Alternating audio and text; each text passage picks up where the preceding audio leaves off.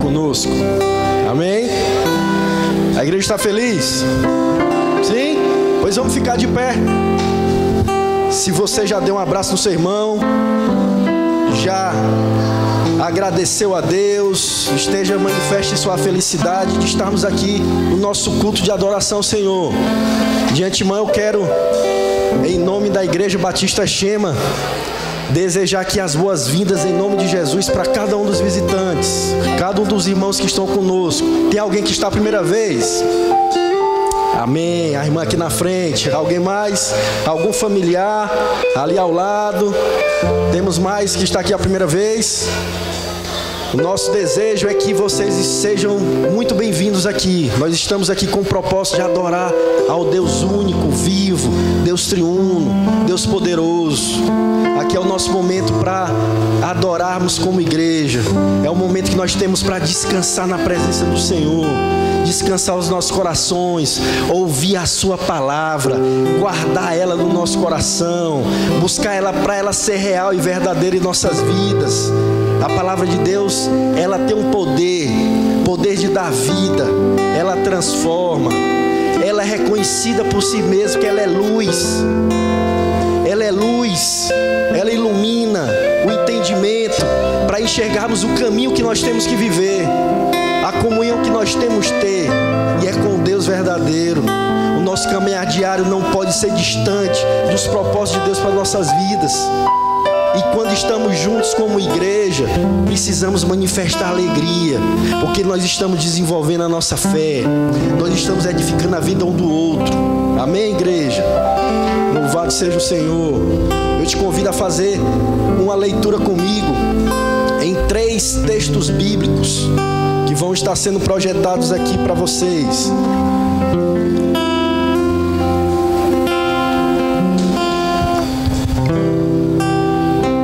O texto, ele começa com o livro de João. E aí eu convido a igreja a fazer essa leitura comigo. Vamos todos? Porquanto Deus enviou o seu Filho ao mundo, não para que julgasse o mundo, mas para que o mundo fosse salvo por ele. Amém? Porque o Filho do Homem veio buscar e salvar o perdido, pois não vim chamar justos, e sim pecadores ao arrependimento. Por esta razão, importa que nos apeguemos com mais firmeza às verdades ouvidas, para que delas jamais nos desviemos. Como escaparemos nós se negligenciarmos tão grande salvação? Senhor Jesus, estamos aqui para te adorar. Aqui somos a tua igreja, que faz parte da tua igreja aqui na terra. Somos uma porção do teu corpo. Queremos aqui juntos te bendizer e te glorificar. Reconhecer o teu plano maravilhoso da salvação, da restauração de vida, da comunhão. Queremos aqui te bendizer e reconhecer que necessitamos de ti. Queremos nesse momento descansar os nossos corações, a nossa mente, por qualquer problema, meu Pai, que possamos estar passando, mas que nesse momento possamos nos concentrar no Senhor, ouvir a tua voz, abrir a nossa boca e o nosso coração para te louvar e para te adorar. Entender que tu tens um propósito, entender que tu tens uma motivação, entender que há uma advertência para a nossa vida diária. Que essa adoração seja sincera e verdadeira dos nossos corações para o Senhor. Estamos aqui, é em teu nome, Senhor Jesus. Amém. 3 textos aqui foram lidos para iniciarmos o nosso culto de adoração. O primeiro texto fala de um propósito. O segundo texto, ele fala de uma motivação. O terceiro texto, ele fala de uma advertência. Repita comigo: propósito. O propósito que o Senhor Jesus veio ao nosso encontro foi para nos salvar, não foi para julgar. Repita comigo: motivação. O segundo texto fala de uma motivação. Jesus, ele veio ao mundo, veio ao nosso encontro. Quando fala veio ao mundo, ele veio ao encontro das pessoas, ele veio ao encontro das vidas. E ele veio com a motivação: buscar e salvar o perdido. Aqui fala que ele veio trazer um convite, um chamado ao arrependimento. Essa motivação que você precisa iniciar esse culto no seu coração hoje. O terceiro tem uma palavra de advertência. A advertência que nos chama para nós não deixarmos de nos apegar às verdades que ouvimos a respeito das grandezas de Deus. Precisamos nos apegar a ela, a essas palavras que são verdadeiras, não são de homens. Não são de homens no sentido de ser falhas palavras, mas uma palavra verdadeira e que ela não volta vazia. E ela que diz que nós precisamos nos apegar a essas palavras que são anunciadas, que vêm de Deus para nossas vidas. E ainda diz o seguinte: o que seremos de nós se negligenciarmos tão grande salvação? Nada. Se negligenciarmos a salvação do Senhor, nada nessa vida tem valor. Você pode ser um milionário, pode ser uma pessoa abastada de tudo, mas sem Deus você é um pobre, coitado, miserável. Nós somos assim na presença do Senhor. Existe um evangelho que não é o evangelho de Jesus. Existe um evangelho que anuncia a salvação em Cristo. Amém. Existe esse evangelho que, ao anunciar a salvação em Cristo, ele não fala que Cristo ele precisa ser o nosso mestre e Senhor. Ele só fala da salvação e diz: viva a sua vida do jeito que você quer. O evangelho de Jesus aqui fala que é chamado para o arrependimento, para buscar o perdido pecador. E todos nós somos, dependemos de Deus. Então entenda que a Igreja Batista Shema, ela tem um compromisso de nos levar a entender que precisamos nos apegar à verdade do Senhor, a reconhecermos Jesus como Salvador e Senhor, Mestre da vida. Precisamos renunciar à nossa carne, às nossas vontades. Ainda há pessoas, milhares de pessoas ditas cristãs, que professam Jesus, reconhecem que Ele como Messias. A palavra de Deus fala que Satanás também sabe quem Ele é. Mas precisamos aqui dizer que o evangelho de Jesus é o evangelho que diz que Ele é Senhor, Senhor da vida. Ele quer te governar, Ele quer orientar os teus passos, Ele quer uma mudança tua, Ele quer um compromisso teu, porque Ele se compromissou por você, por mim. O seu sangue não foi derramado à toa. Não negligencie essa salvação. Você pode estar aqui hoje a primeira vez ouvindo essa palavra, e eu te convido, nós vamos iniciar um culto de adoração, e que essa adoração seja verdadeira. E aqui nós estamos proclamando glória a Deus, a Jesus, ao Senhor, ao Salvador, ao Libertador, ao Mestre, o Cristo, o Messias. E com essa palavra inicial, eu convido a igreja: adore ao Senhor em espírito e verdade. Rejeite o pecado da sua vida, corra para Deus. Ele está aberto para te perdoar e te salvar. Amém? Glória a Deus.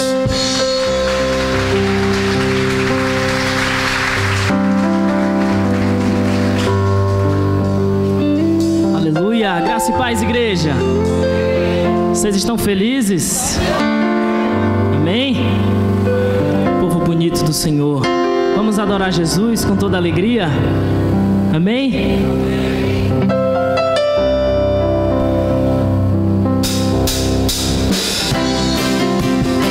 Então você com as suas palmas.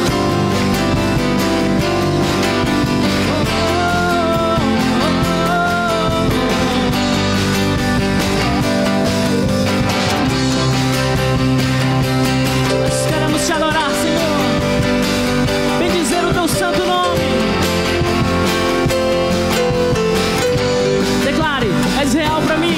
És real pra mim, és fiel a mim.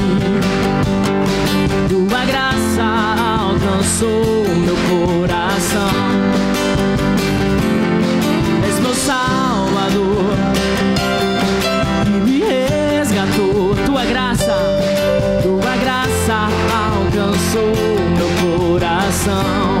Cantarei, eu cantarei que te encontrei. Eu bradarei que te encontrei. Cantarei, eu cantarei que te encontrei. Eu bradarei que te encontrei. Eu encontrei o teu amor. Eu encontrei o teu amor. Eu encontrei o teu amor, Senhor.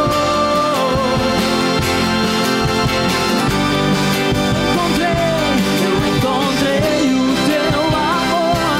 Eu encontrei o teu amor, Senhor. Celebre ao Senhor.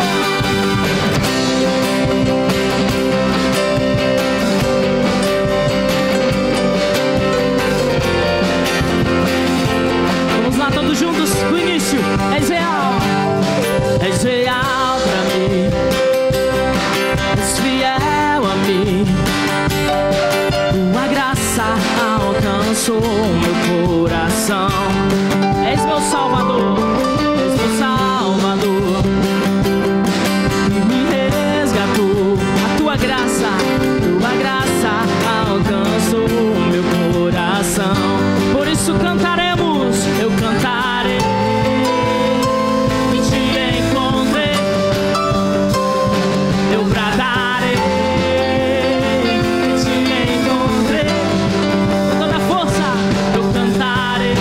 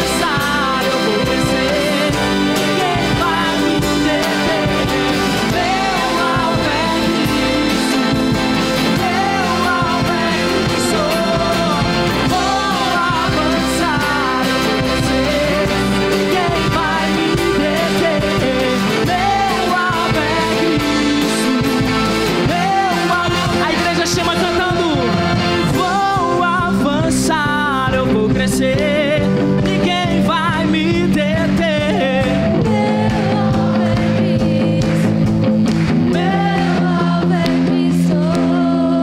Vou avançar, eu vou crescer, ninguém vai me deter.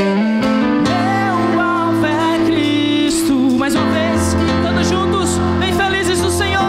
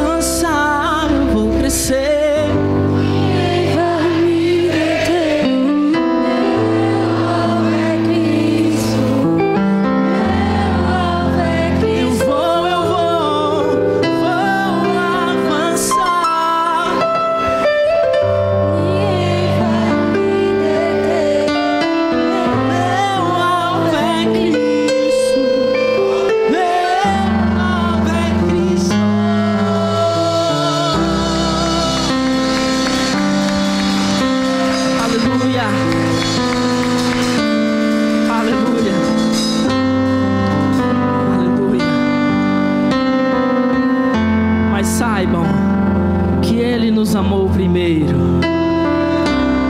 O amor do Senhor nos alcançou. A graça do Senhor nos alcançou.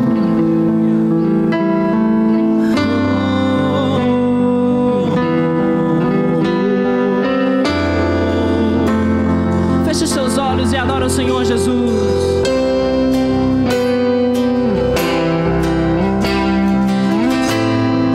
Diga o quanto você o ama.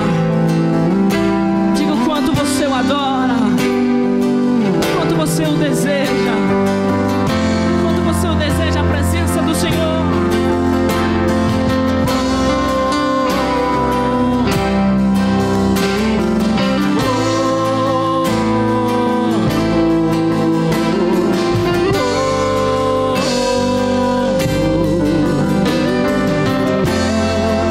Faça essa oração e declare: ciúmes de mim, amor furioso de quem sou refém, feito dependente de sua misericórdia. Quando de repente eu não percebo as dores por causa da glória, então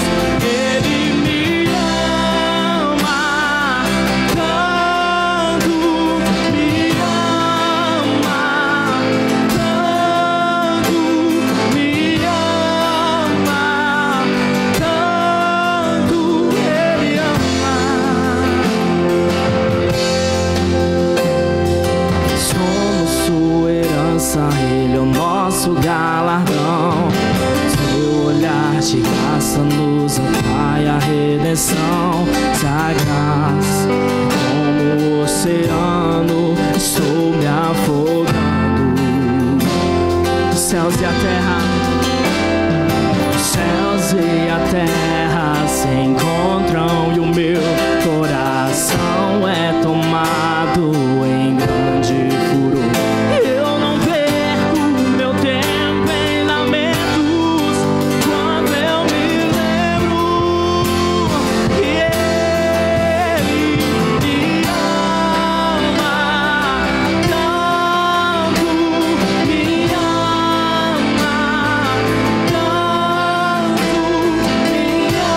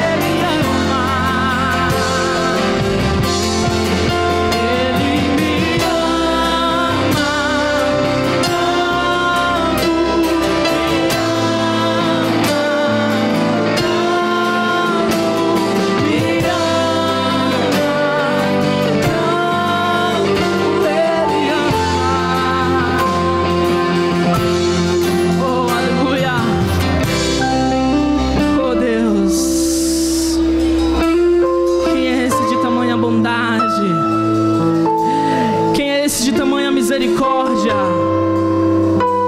Quem é esse de tamanho amor? Tão grande é o teu amor. Ele é o Rei da glória, Ele é o Senhor dos exércitos, Ele é o príncipe da paz, Ele é o Pai da eternidade. Não é somente cantar, não é somente dizer que Ele nos ama, mas nós precisamos sentir desse amor, nós precisamos provar desse amor dia após dia.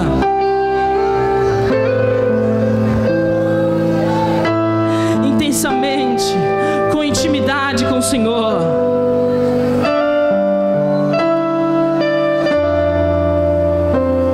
E o amor do Senhor que é distribuído em meio do seu povo, o amor do Senhor que é distribuído no meio de nós, dentro dos nossos corações, da nossa liderança, dos nossos pastores, dos missionários.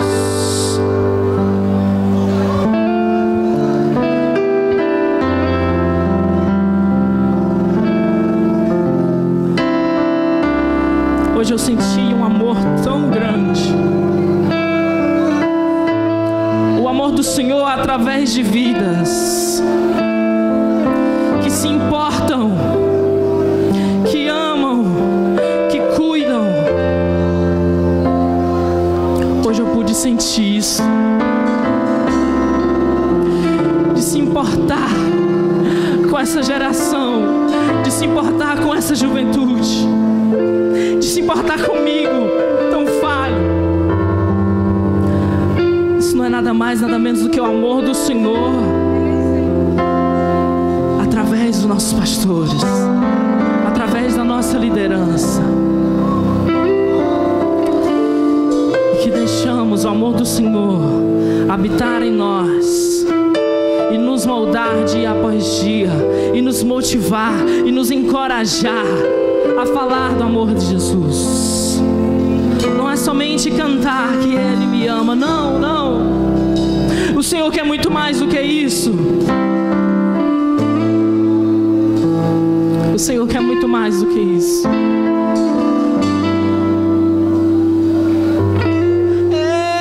Ele me ama. Cante ao Senhor. Ele me ama, tanto me ama, tanto me ama, tanto Ele ama. Ele me ama, tanto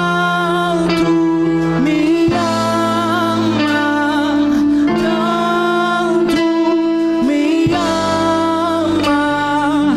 tanto Ele ama.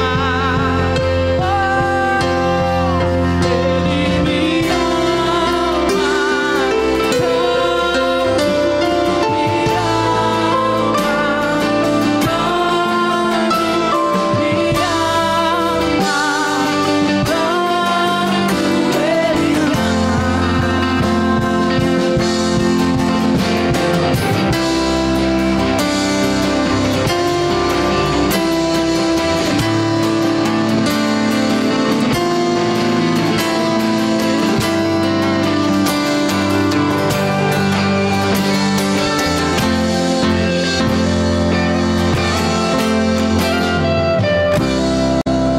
aleluia, aplauda o nome do Senhor Jesus Cristo.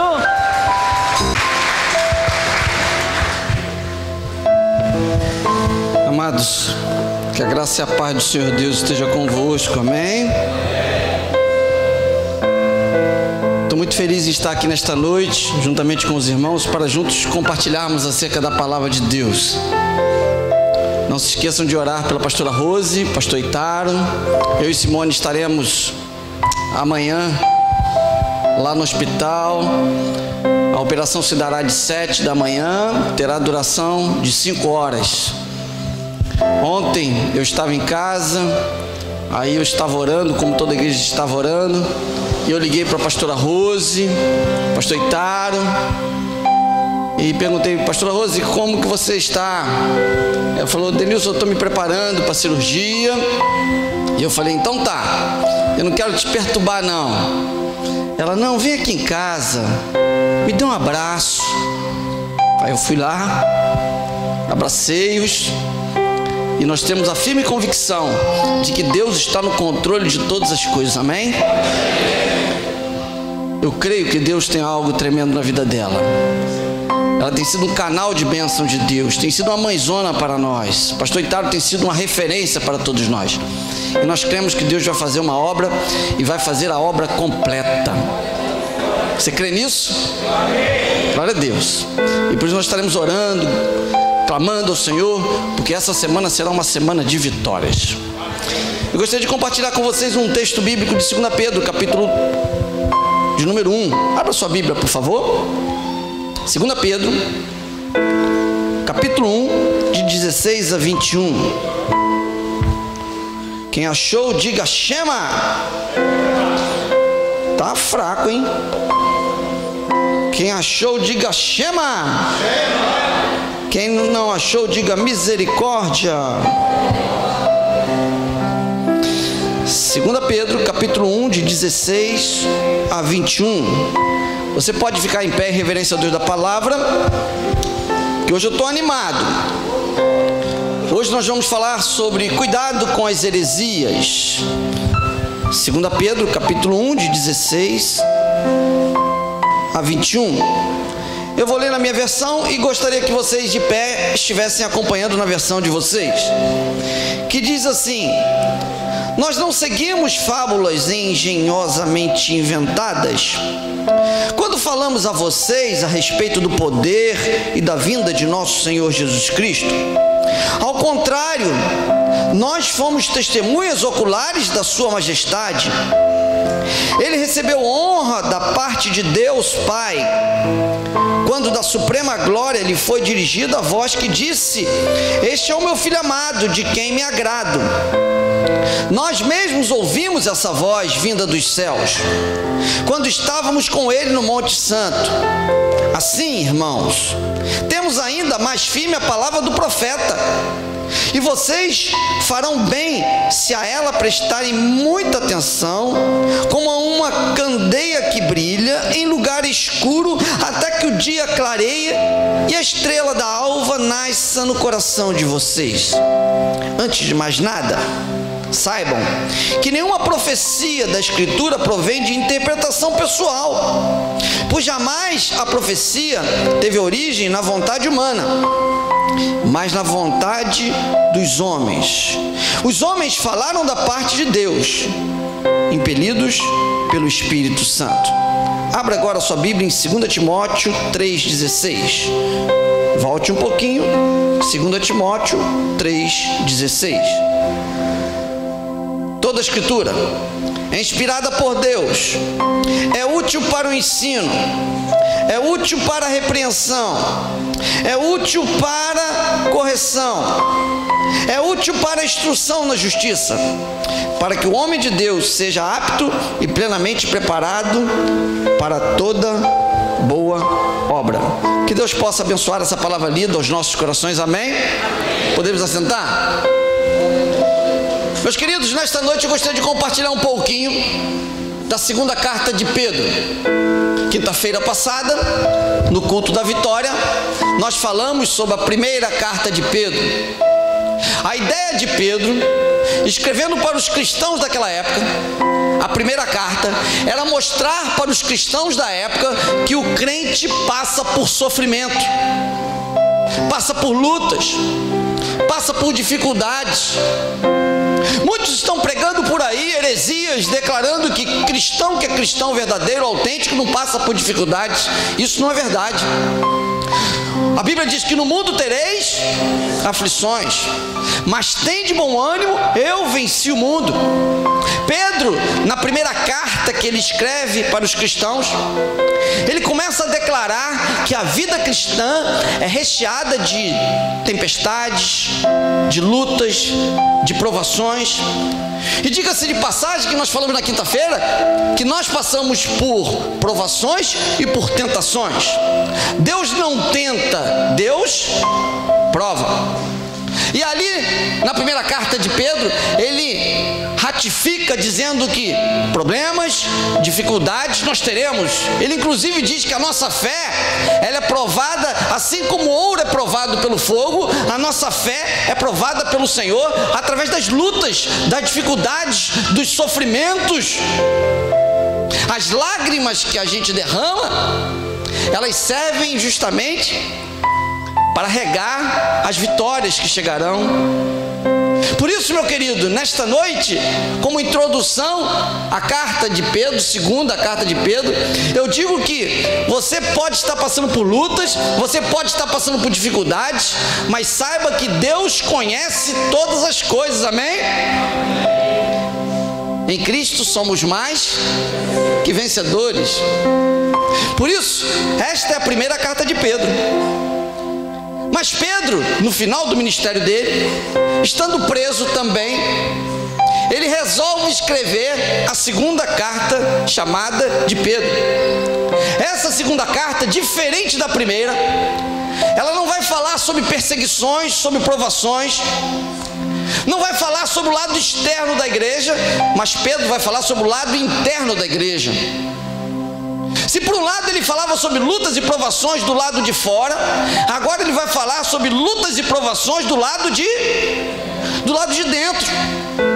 E naquela época de Pedro, a igreja estava passando por uma luta muito grande, porque estava se levantando naquela época de Pedro muitos líderes, falsos mestres, que estavam colocando grandes heresias dentro da igreja.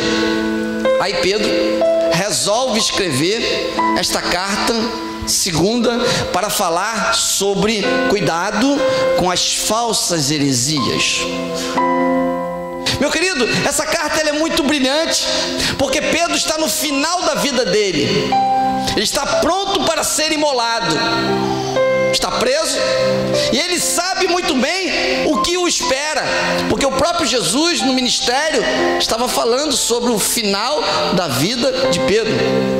Ele falou da vida dos discípulos, e o único que não teria uma morte assim grandiosa seria João. Os demais já estavam sabendo que seriam mártires do cristianismo. E nesta noite, eu gostaria de compartilhar com vocês alguns detalhes dessa segunda carta. Detalhes porque muitas das vezes você está aqui dentro e você pensa que somente do lado de fora que você vai sofrer lutas, dificuldades, e muitas das vezes os problemas e as dificuldades estão dentro das igrejas. Não estou falando dentro da nossa igreja, mas dentro das igrejas, dentro do chamado povo de Deus, da igreja do Senhor Jesus. Alguns anos atrás, eu fui visitado por uma pessoa lá em casa, e a pessoa entrou no quarto da Milena. Milena ganhava muitas bonequinhas, né? E ela ganhou uma boneca chamada Hello Kitty. Já ouviram falar? Bonequinha bonitinha, rosinha, que não tinha boca. E a pessoa olhou para mim e falou: como que você, pastor, tem uma boneca Hello Kitty? Eu falei: não, não é minha não, é da Milena. Mas não pode, porque essa boneca é do diabo. Eu falei: é do diabo? Não sabia não. Ela ganhou no aniversário dela. Aí eu comecei a procurar acerca da boneca Hello Kitty. Diz a história, uma das histórias lá, que existia uma menina que foi consagrada a Satanás, que costuraram a boca da Hello Kitty. E alguns dizem que essa menina, a boneca retrata essa menina. Aí sabe o que eu fiz? E essa pessoa falou assim: joga essa boneca fora. Eu falei: não, eu não vou jogar a boneca fora. Além de ela ter uma boneca, ela tem uma sandália havaiana da Hello Kitty. Vou ter que jogar um montão de coisa fora, vai dar prejuízo. Aí o que eu fiz?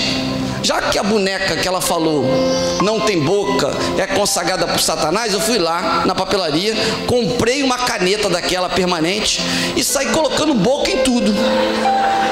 Boca na boneca, boca na mochila, boca na sandália.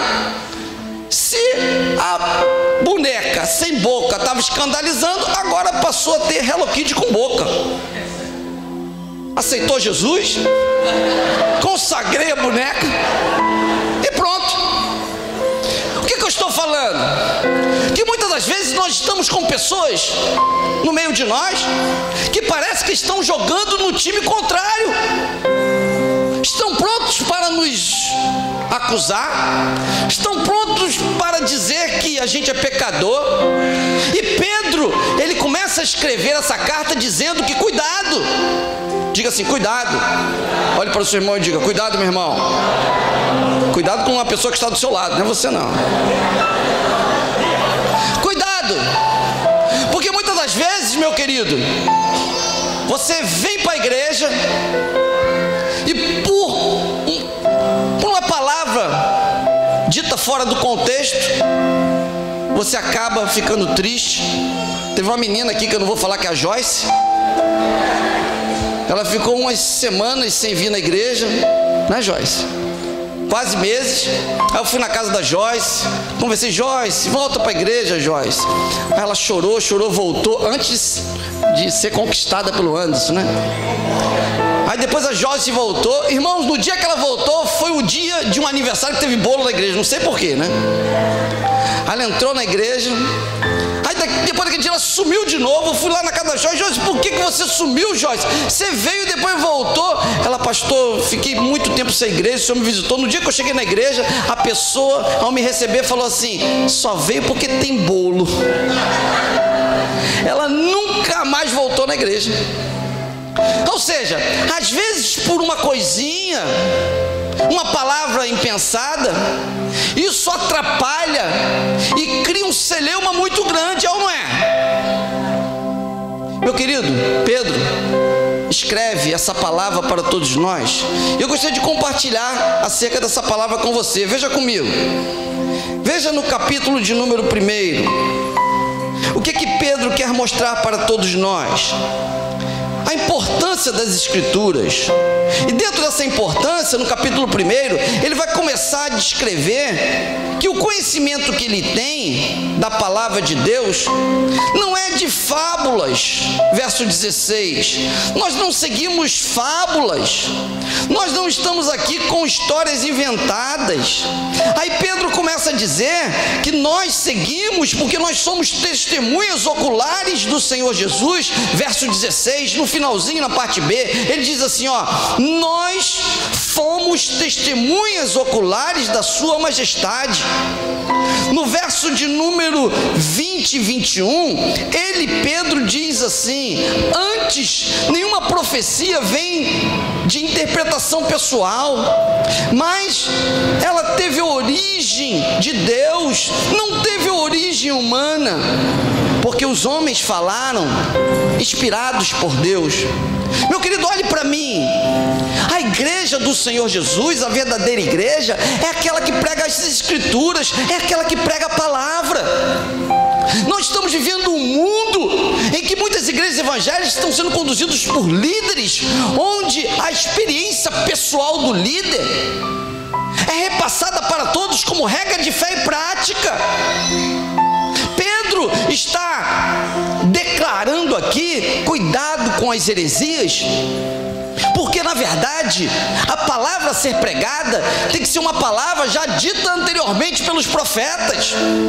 E Pedro ainda fala assim: ela foi dita pelos profetas e foi corroborada por mim. Pedro fala: eu fui testemunho ocular. Pedro estava no batismo de Jesus, quando Jesus emergiu e saiu. Pedro ouviu a voz do alto que dizia: este é o meu filho amado, em quem me alegro. Pedro estava com Jesus no monte, acompanhado de Elias e Moisés, que eles estavam batendo papo, e de repente, naquele instante, ouviu-se a mesma voz dos céus que dizia: este é o meu filho amado, em quem me alegro. Pedro está declarando para a igreja primitiva que o conhecimento que ele tinha, a experiência que ele tinha, foi uma experiência verdadeira. E ele vai começar a dizer no capítulo 2 que existem pessoas nas igrejas que estão tendo experiências e não são experiências verdadeiras. Veja no capítulo 2, quando ele diz assim: no passado surgiram profetas, versículo 1, e na verdade surgirão no meio de vós falsos mestres. Capítulo 2, versículo 1: e estes introduzirão secretamente heresias destruidoras. Não é de agora que vai surgir uma liderança que vai começar a falar coisas fora do contexto bíblico. Heresia quer dizer que são conceitos teológicos que fogem da doutrina verdadeira, que é a doutrina de Deus. Meu querido, o que mais tem é gente pregando heresia.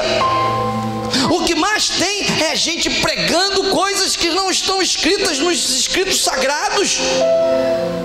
A gente acabou de ler aqui o texto de Timóteo 3, 17 e 16, que diz assim: toda a escritura é inspirada por Deus, é útil para o ensino, é útil para a repreensão, é útil para a correção, é útil para a instrução, para que o homem de Deus seja apto e plenamente preparado para toda boa obra. Meu querido, nesta noite eu gostaria de dizer que a nossa regra de fé e prática precisa ser a Bíblia, a Escritura Sagrada. O texto bíblico descreve que ainda que se levante uma outra pessoa vivendo um outro ministério, uma outra palavra, o texto bíblico diz: esse seja anátema, culpado. A palavra de Deus não contém os escritos de Deus. A Bíblia não contém a voz de Deus, ela é a palavra de Deus. Então as heresias estão por aí, e nesta noite eu gostaria de compartilhar algumas heresias que estão destruindo inúmeras pessoas. A primeira delas é a chamada teologia da prosperidade. O que tem de cristão sendo levado por isso? A teologia da prosperidade diz que Deus dá riqueza e sucesso a quem o ama e obedece. A teologia da prosperidade diz que o sofrimento, a doença são sinais de que a pessoa está em pecado. Meu querido, isto não é verdade.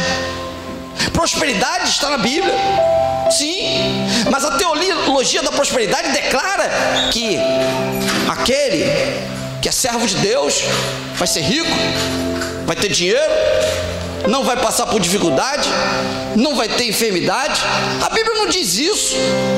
Inclusive diz que Jó foi um servo fiel, mas ele passou por lutas, passou por dificuldades, passou por tribulações. Mas os mestres estão com uma fala linda, macia, levando muitos adeptos, e hoje as igrejas estão cheias de pessoas que estão buscando a prosperidade, o dinheiro, estão barganhando com o Senhor, estão querendo trocar com o Senhor. E Paulo diz que nos últimos dias muitos mestres se levantarão e pregarão muitas heresias. A segunda teoria que eu gostaria de dizer é a teoria onde as heresias, onde se ama os santos, as imagens. Nós estamos num país, meu querido, que é recheado de imagem. Eu não estou aqui dizendo de A ou B, mas a palavra de Deus diz, de uma forma muito clara e objetiva, que somente ao Senhor Deus devemos adorar e somente a Ele devemos nos prostrar.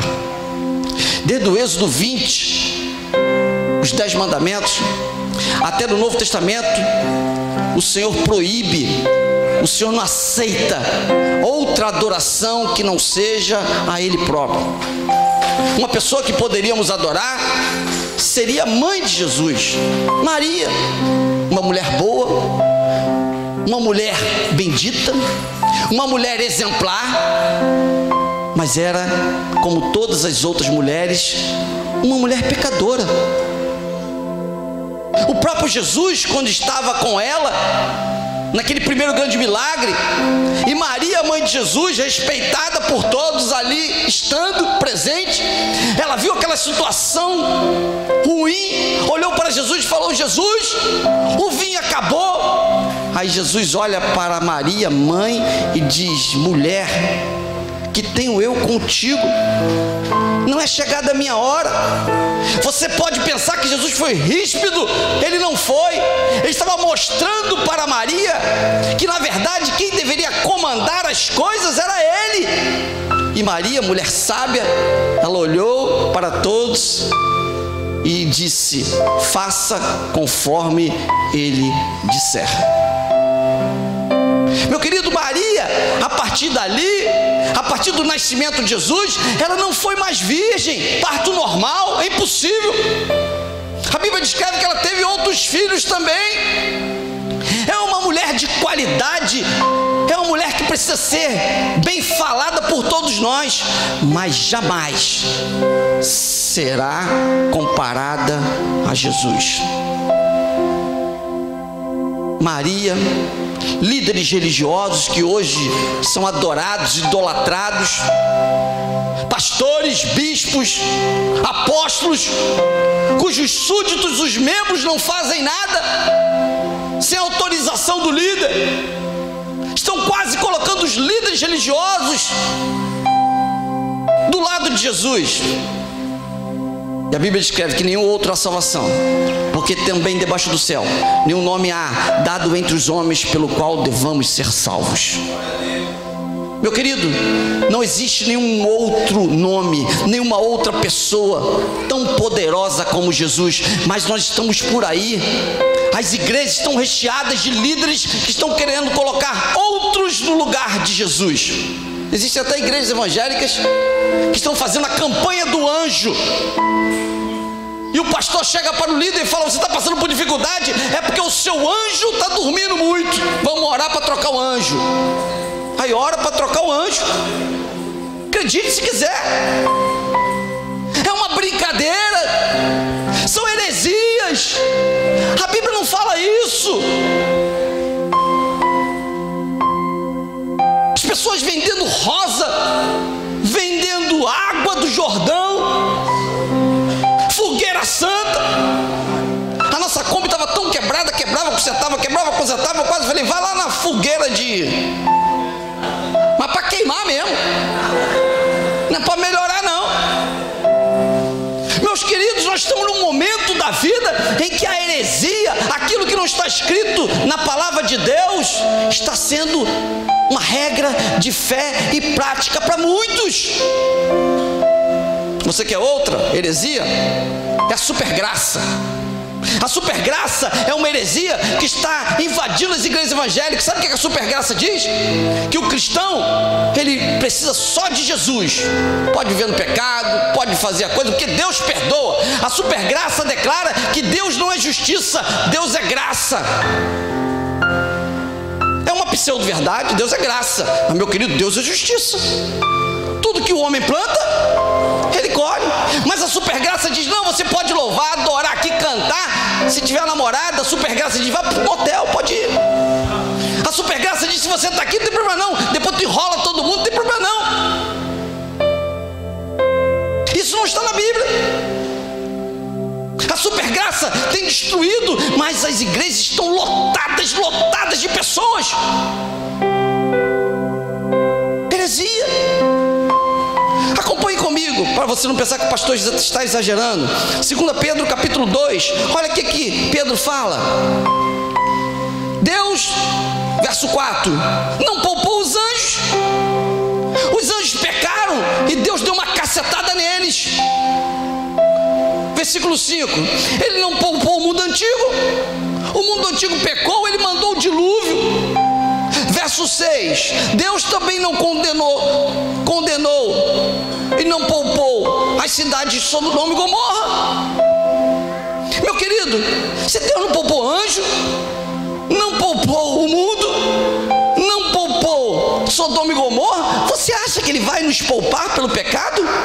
Porque o salário do pecado é a morte, mas o dom gratuito de Deus é a vida eterna. A heresia da supergraça é uma falácia, não existe.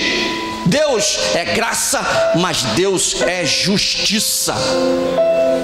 Olhe para o seu irmão e diga, meu irmão, Deus é justiça. Você lembra daquele que levantava, eu tenho a força, da tua época? He-Man, você está vendo muito desenho. Meu irmão, Deus tem uma clava da justiça. Ele dá uma cacetada, fez a coisa errada, dá uma cacetada. Você já tomou uma cacetada do Senhor? Eu já, várias vezes. Meu irmão, olha, por isso que eu ando na linha, porque a cacetada do Senhor, meu irmão, olha, é pesada. Mas tem gente que fala, não, Deus é bonzinho. É bonzinho. Você já apanhou em casa? Eu já apanhei da minha mãe. A minha mãe é boazinha toda a vida, meu irmão. Mas quando ela ficava com raiva, ela batia nos 4. Pegava vara de goiabeira e saia dando lapada na perna direto. E eu cantava vindo 380 direto. Oh, minha mãe tem a misericórdia, mãe tem. Ela lapa, toma, canta outro. 351, 154 e toma. Deus é justiça, meu irmão. Ele é graça, mas ele é justiça.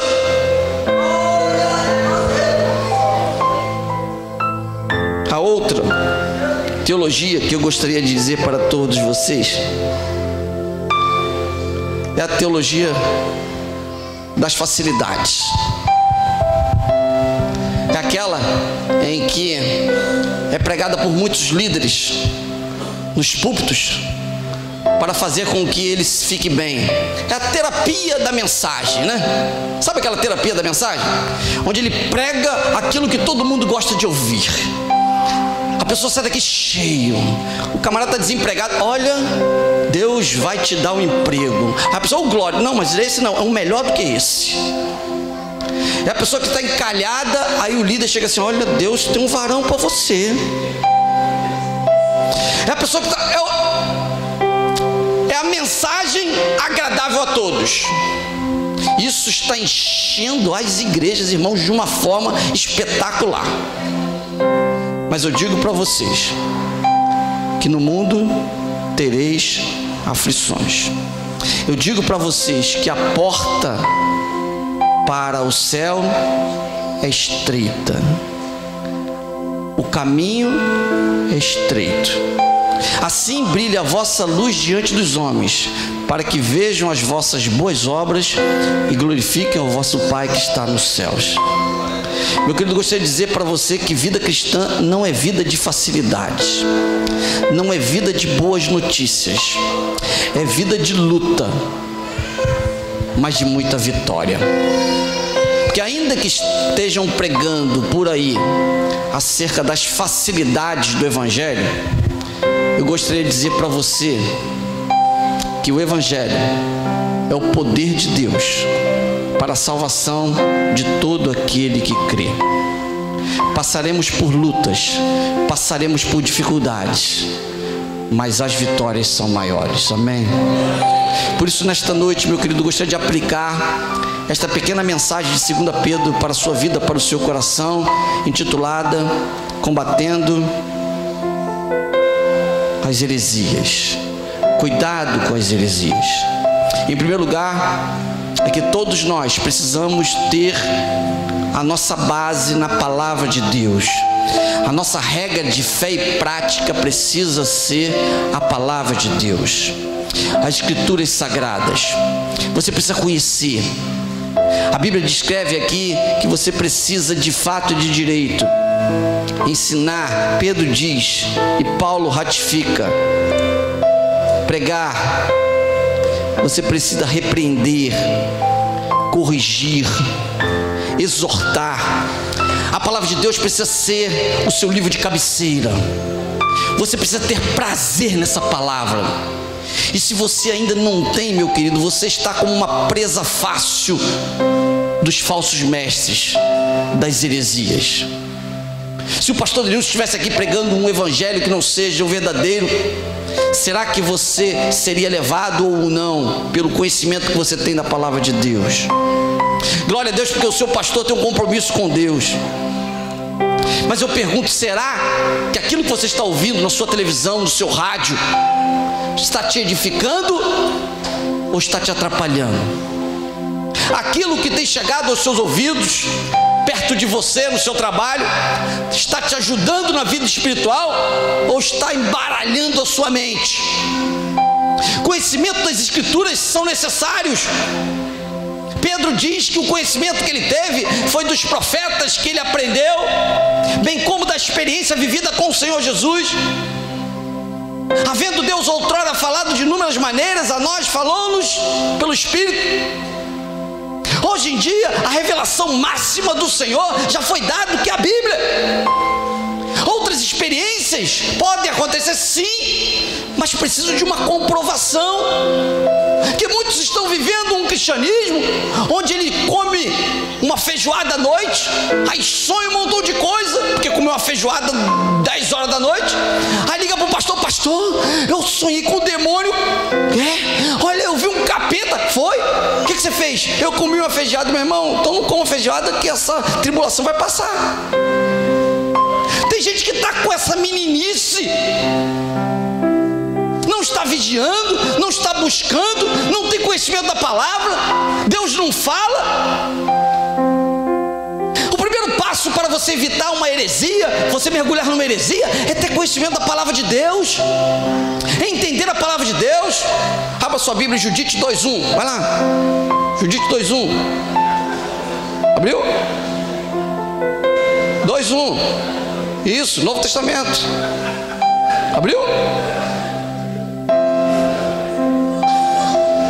Macabeus 5:2, vai lá, abra. Ué, Baruque 2:1, Amós 1:2, abre aí. Não tem não? Aí tem. Falta conhecimento em nós. Nós erramos por falta de... pecais por falta de conhecimento. do Ceará todo. Aí o camarada, perna de pau 1, perna de pau 2, perna de pau 3, 4, sabe tudo. Destaca os livros da Bíblia, vai lá do Novo Testamento, vamos lá, Mateus, Marcos, Lucas, João, começa a engasgar, não sai daquilo. Conhece de tudo, mas não conhece da Bíblia. Meu querido, conhecimento das Escrituras é uma condição essencial para não ser uma presa fácil pelas heresias da atualidade. Amém? Em segundo lugar, nós começamos a aplicar aqui que as falsas teorias e teologias, da teologia da prosperidade, da mariologia, da hipergraça, da pregação abençoada, não tem base bíblica. Não tem. O Evangelho do Senhor do Antigo Testamento para o Novo, o Antigo Testamento dos 39 livros, eles apontam todos para Jesus. Jesus virá.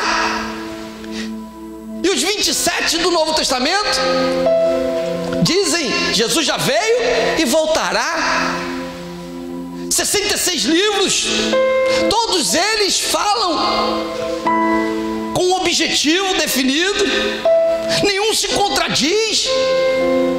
Conhecimento, base bíblica. Como tem sido a sua vida? Quem tem te conduzido? Para onde você está andando? Cuidado com as heresias. Eu termino com o texto de Timóteo 4:2, que diz assim: cuidado com as heresias, pregue a palavra, esteja preparado a tempo e a fora de tempo, repreenda, corrija, exorte com toda paciência e doutrina, pois virá o tempo em que não suportarão a sã doutrina. Ao contrário, sentindo coceira nos ouvidos, juntarão mestres para si mesmos, segundo seus próprios desejos. Eles se recusarão a dar ouvidos à verdade, voltando para os mitos. Você, Chema, seja moderado em tudo, suporte os sofrimentos, faça a obra de um evangelista, cumpra plenamente o seu ministério. Nesta noite eu gostaria de dizer para você, além de não ser presa fácil das falsas heresias, você precisa combatê-las, pregando o evangelho do reino. É missão sua pregar o evangelho. Paulo diz: é-me imposta esta obrigação, e ai de mim se não pregar o evangelho. As heresias estão quase que entrando nas nossas igrejas. Muitas igrejas estão recheadas de heresia. Mas nós, filhos de Deus, pessoas que buscam a santificação, precisamos estar atentos, exortar, pregar, proclamar a verdadeira mensagem do Senhor. Eu creio que Deus tem uma grande obra na sua vida, e por isso eu clamo ao Senhor que faça de você uma pessoa que esteja pronta para lutar, para vencer toda e qualquer heresia. E que Deus te abençoe.